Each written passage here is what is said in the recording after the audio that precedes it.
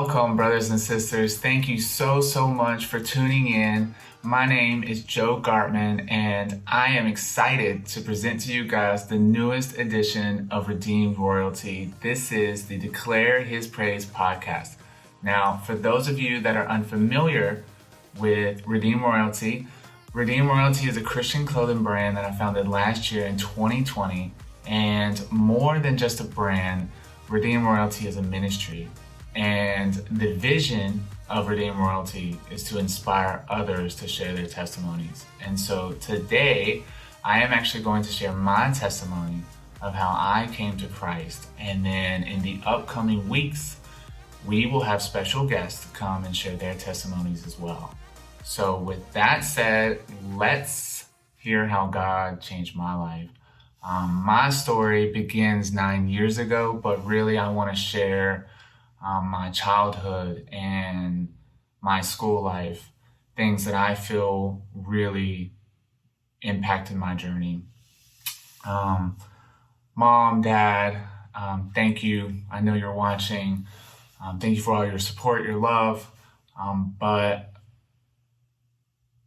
I grew up in a lower middle class family, and I say that because school life was rough for us kids. We were teased, bullied, picked on, and I didn't have a lot of friends growing up, and it was tough, not really being able to understand why kids could be so mean. And, as a young child, I just remember internalizing a lot of stuff, just not really understanding, why I didn't fit in. I didn't have the latest name brands or things like that. But, my peers were just cruel, just kids being kids, really. But it impacted me in a big way. Other than, the love of my family, I felt very unloved. It was confusing. It was very confusing for me, my brother, and my sister. And so that was just something I dealt with for most of my school life. And now as far as like church, Mom said that she had his children in church. I don't really remember much of that. Of course I was really young, but it was around 12, I think I was 12 years old, that my mom took me to church for the first time, that I remember. And I just remember seeing kids worshiping God and having these experiences with God, and I didn't understand. None of it made sense to me, and no one ever really set me down and asked me, who is Jesus to you? What do you believe? What are you not getting? And so once I turned 16 and got my own car and started working, I didn't go to church. There was never really a real connection there. So fast forward, I got into college right after high school, and that's when everything changed for me. I was finally able to get out of my shell. I made a lot of friends, and it was it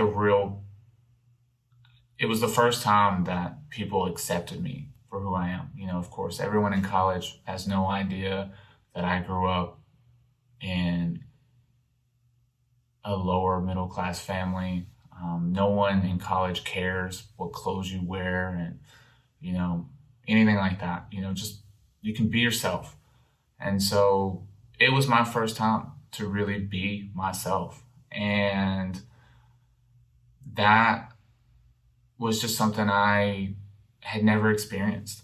And so right from the beginning, I mean, not to praise myself in any way, I became very popular.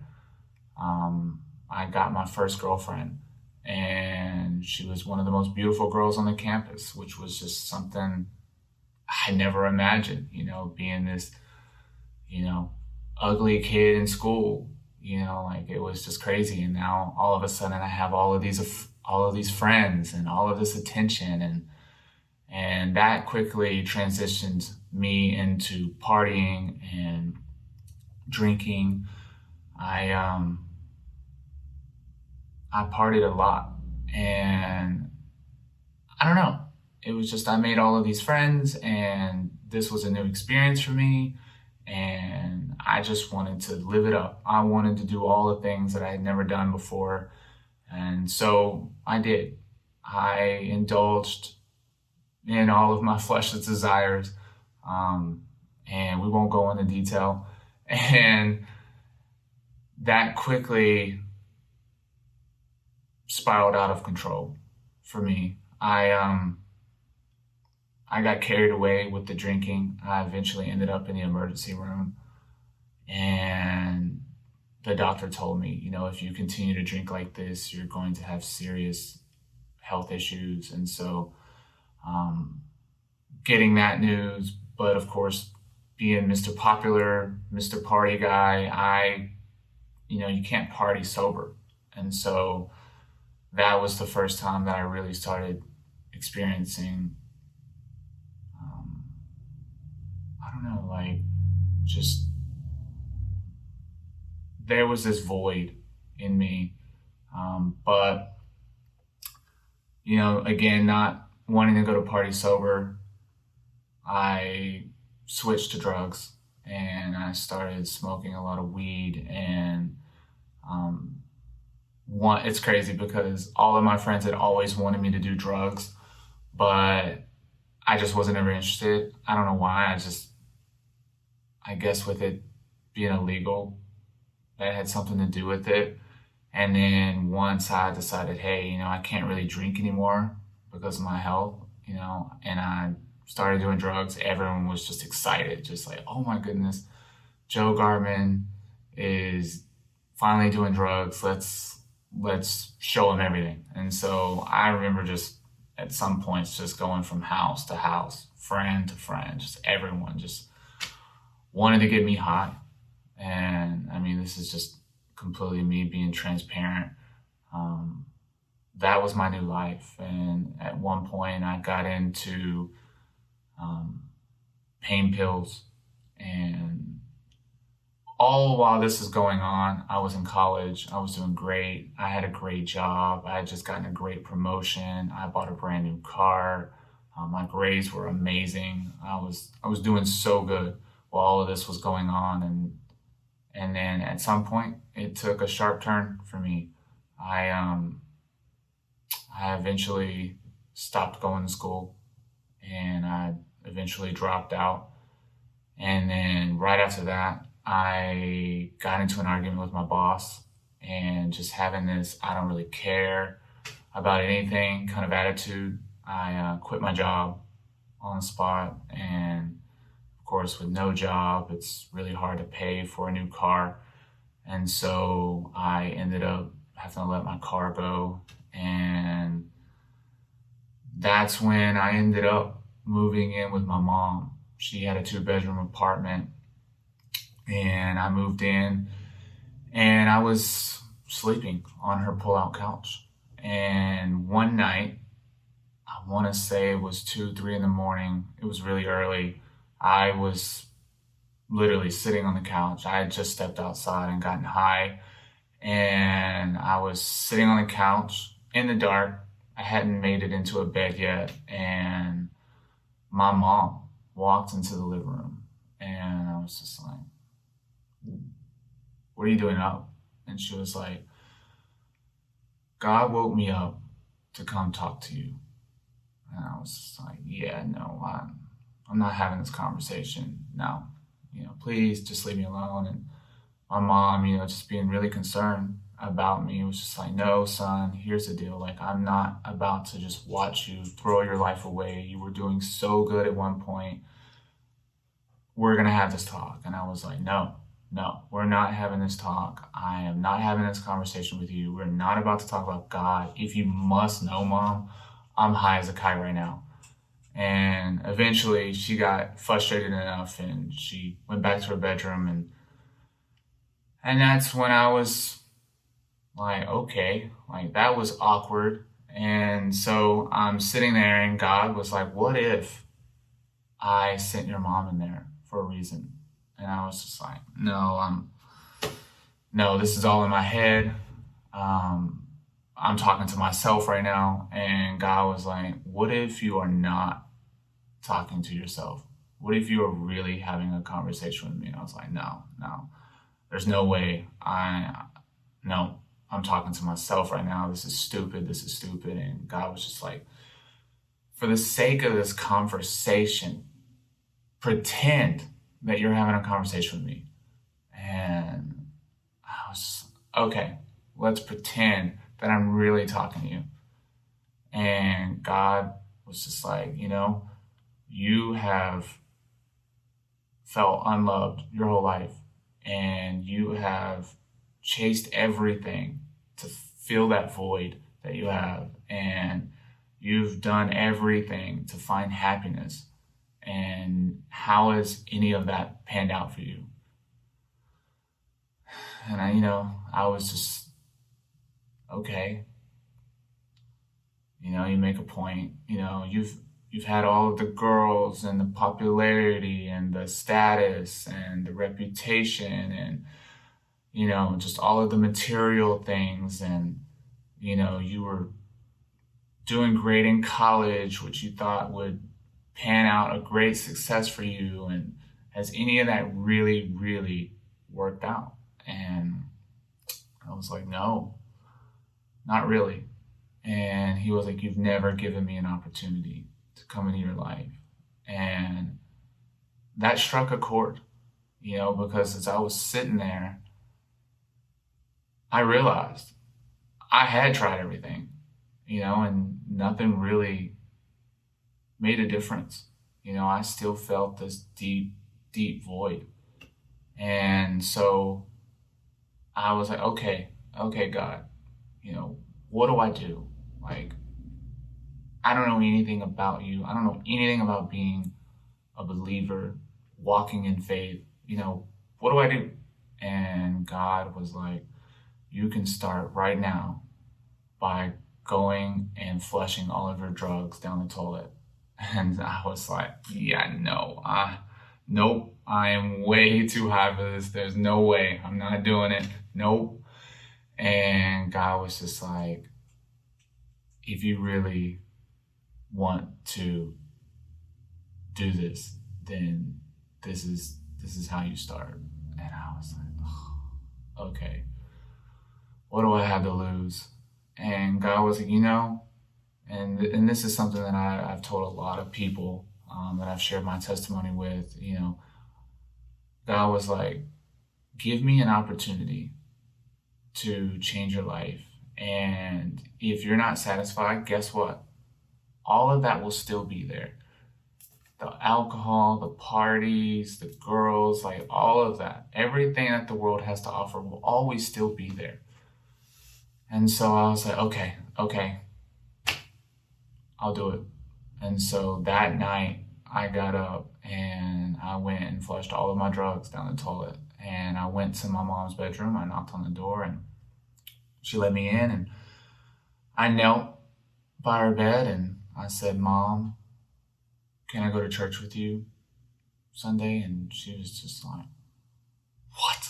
Like, you just yelled at me, like, you just forced me to leave you alone, and now all of a sudden you're coming in here and you're volunteering to go to church. Like, what just happened? I was like, it doesn't matter. Like, can I go to church with you Sunday? And she's like, yeah. So that Sunday, March 13th, 2011, I went to church for the first time. And what's funny, not really funny, but what was like beautiful about it was right before we went in to the church, I told my mom, I was like, look, I'm not comfortable being here. This is really awkward for me. I'm completely out of my element. Like, I know you're a very talkative, very friendly person, but can we just please just go straight to our seats? I don't want to talk to anyone. I don't want to meet any of your friends. Like, can we just go straight to our seats?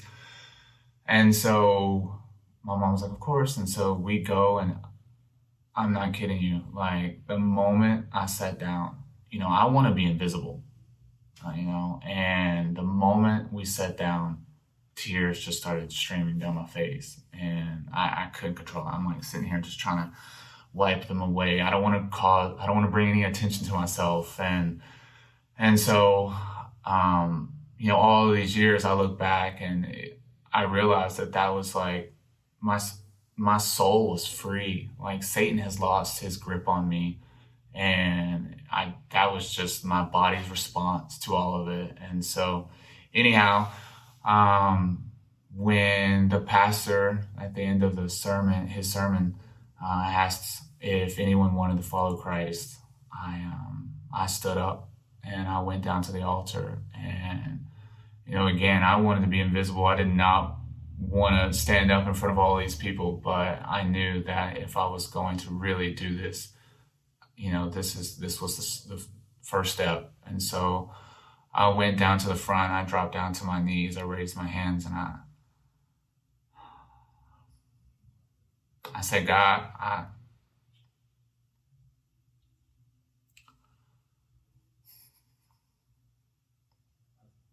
don't know what I'm doing, but just show me the way. And so I'm here to tell you guys that God quickly changed.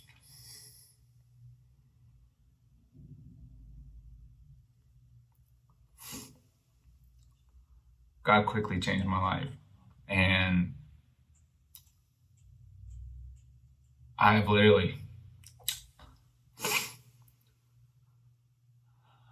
dedicated my life to serving him and to sharing my story and encouraging others to do the same.